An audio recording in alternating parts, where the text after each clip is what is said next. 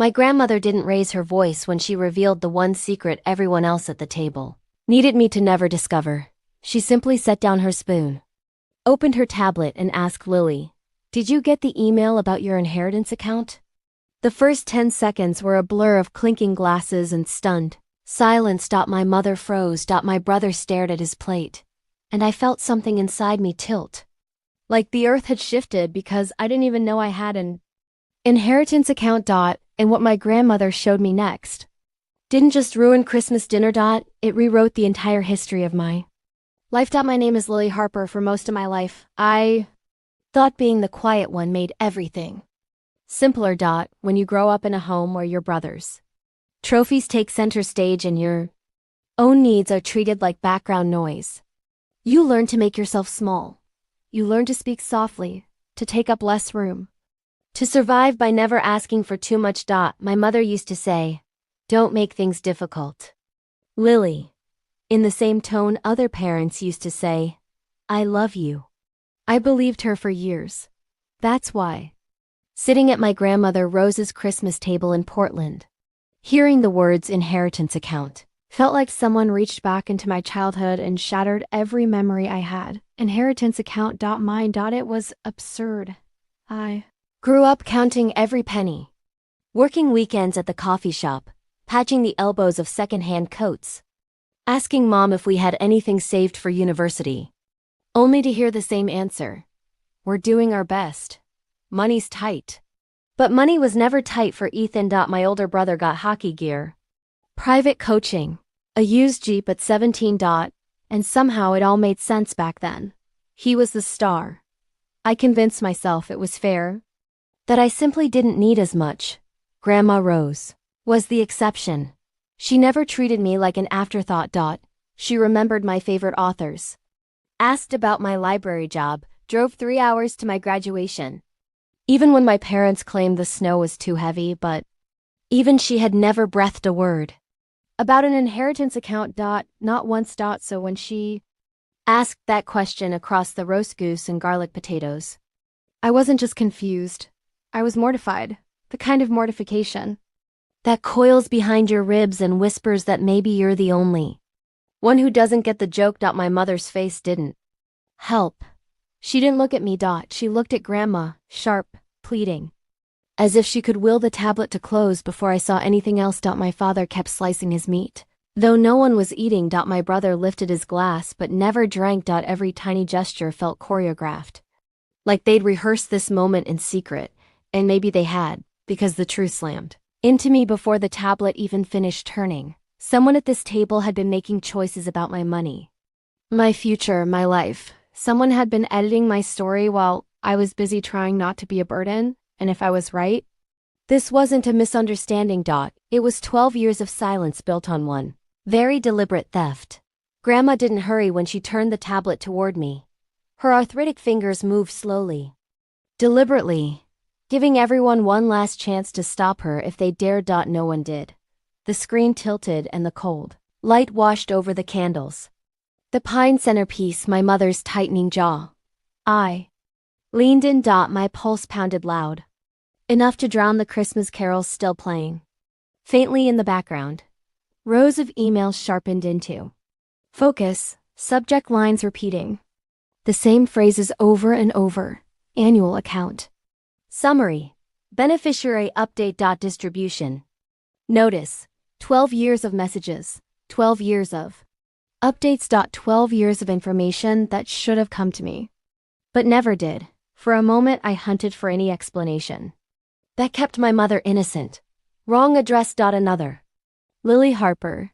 Some bizarre clerical error. My brain clawed for anything that let me keep believing her when she murmured, "That can't be right," as if she were the shocked one.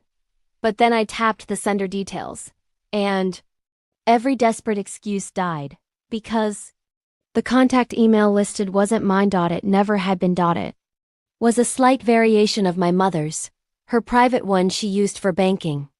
The one I recognized from old utility statements she handled alone. My stomach plummeted. "Why is this going to your email?" I asked, not yet accusing.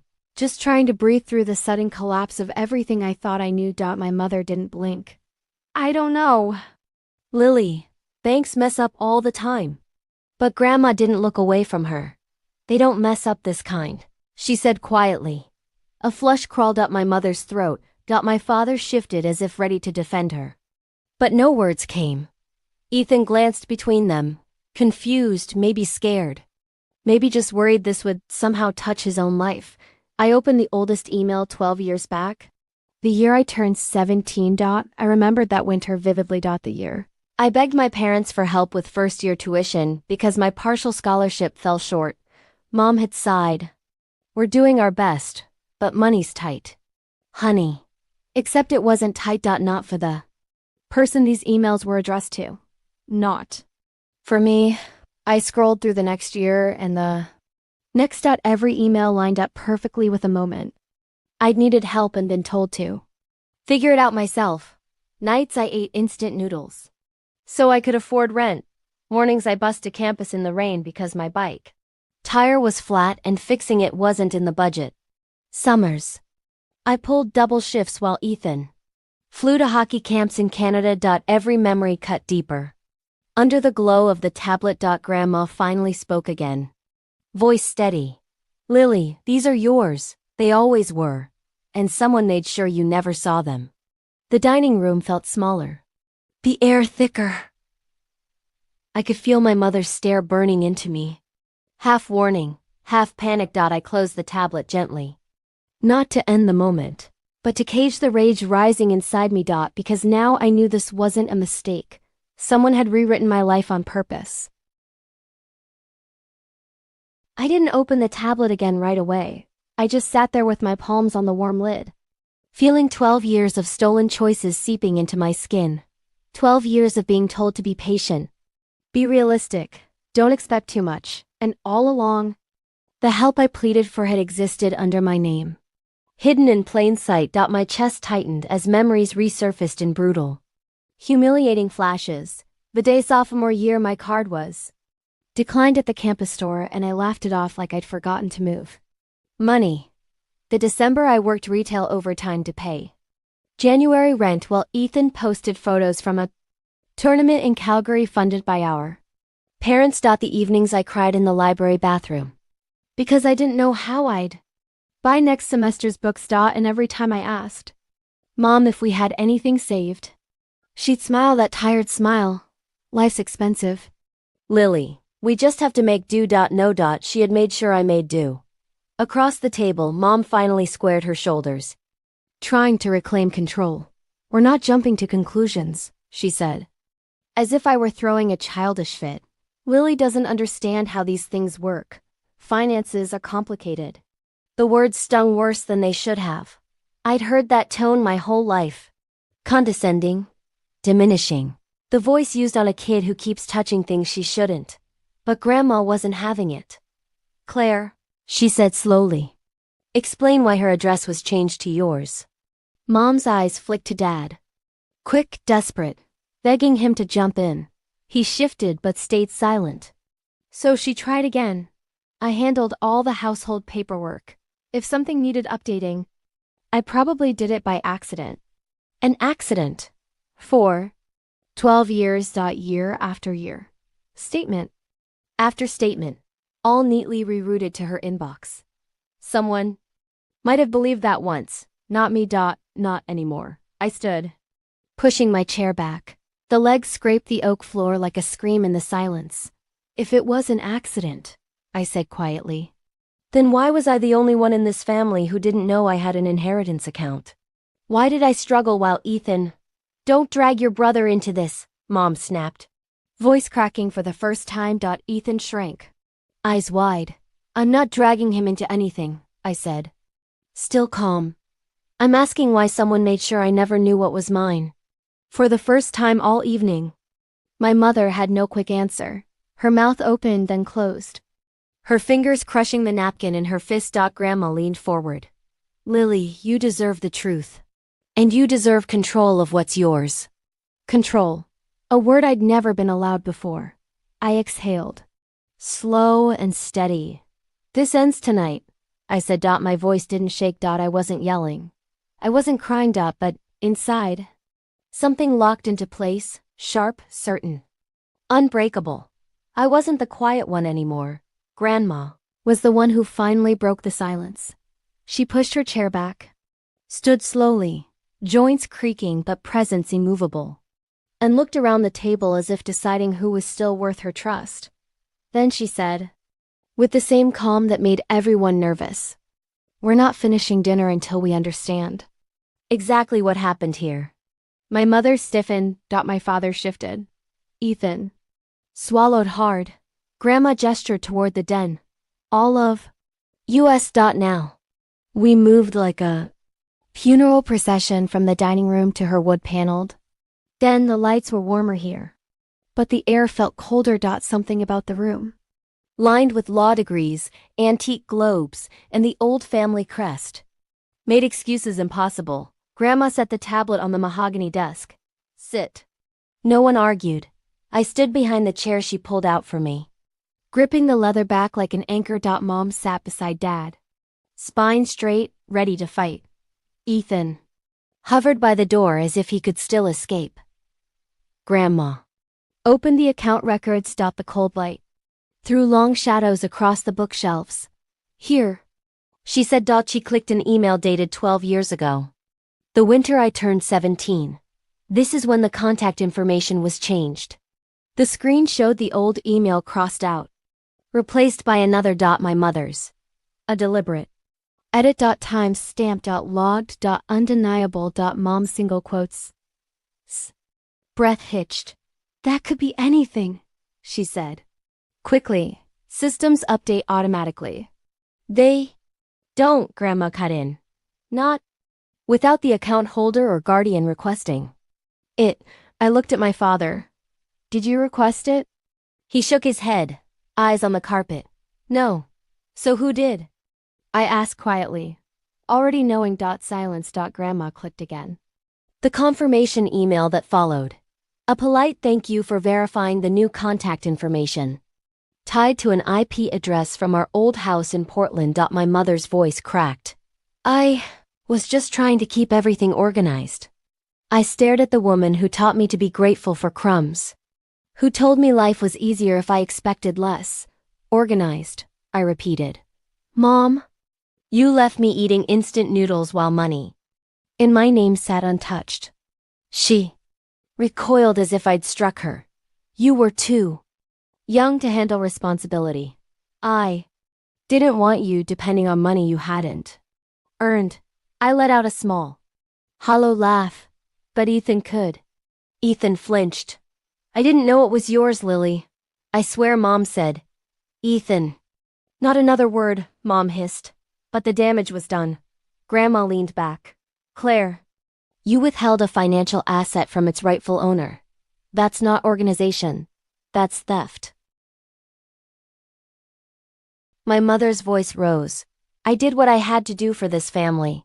For stability. Lily never needed much, and Ethan needed every chance I gave him. I asked the question that ended her. Is that it? She pressed her lips together. Dad finally spoke, voice low. Claire. We should have told her. We should have. Mom's head snapped toward him. David. Not now. Grandma didn't let her finish. You lied to me. To Lily for 12 years. Mom's chin trembled. Rose. Please, you don't understand. I understand enough. Grandma clicked another email. A distribution notice from 4 years ago, the year I worked 2 jobs and still came up short on rent. The year I thought I was failing at being an adult. The subject line mocked me now. Annual disbursement available. Money that could have changed everything. Money I was never allowed to know existed. Mom, I said softly, why? She closed her eyes. One tear slipped free. But her voice stayed defiant. Because you would have made bad decisions. You were always too sensitive. Too easily overwhelmed. I needed to protect you from wasting it. My breath caught. Protect me. Yes, she insisted. And if you'd known about the account, you would have left us too soon. You would have thought you didn't need us anymore. The truth landed heavy and ugly between us. She didn't hide the money. Because I was irresponsible. She hid it because she was terrified. I'd grow up without her approval. That wasn't your choice to make, I whispered. My mother shook her head, still refusing the truth even as it stared her down. Everything I did was for this family. Grandma's voice turned to steel. Then why did you only do it to Lily? Why didn't you redirect Ethan's account emails too? The question punched clean through every defense. She had left. She had no answer. The room was silent except for the tick of the grandfather clock. Then Grandma turned to me. Lily, you should have access to everything now. Full control. I can call the trust officer tonight if you want. I nodded. Double quotes. Yes. I want that. Mom's head jerked up. You can't just... I can, Grandma said. And I will. She looked at me, eyes pleading, voice breaking. Lily, please, we can handle this quietly. As a family. No, I said. For once, this doesn't get handled in the dark. My mother stood too fast, knees buckling. She caught the edge of the desk. You don't understand what this means. If you take control. I kept my voice low, level. Mom, you didn't build anything. You just borrowed it from me. The words hit harder than any scream could have. She sank back into the chair, suddenly small. Grandma rested a hand on my shoulder. You're doing the right thing. For the first time, I felt it too. Not victory. Not vengeance. Just truth. Finally. Undeniably mine. The trust officer called back within the hour, confirming every notification, every login. Every future statement now pointed to me and only me, hearing my real name. My actual email listed as the rightful owner felt like stepping into a life I was always meant to have. Grandma squeezed my hand, proud but quiet, letting the moment belong to me. My mother stayed seated, shoulders folded inward. No fight left. My father finally met my eyes, guilt softening the lines that had been hard for years. Ethan whispered a small, I'm sorry, as he slipped past me. Later, after everyone had gone, I sat alone in Grandma's den, scrolling through the newly restored statements.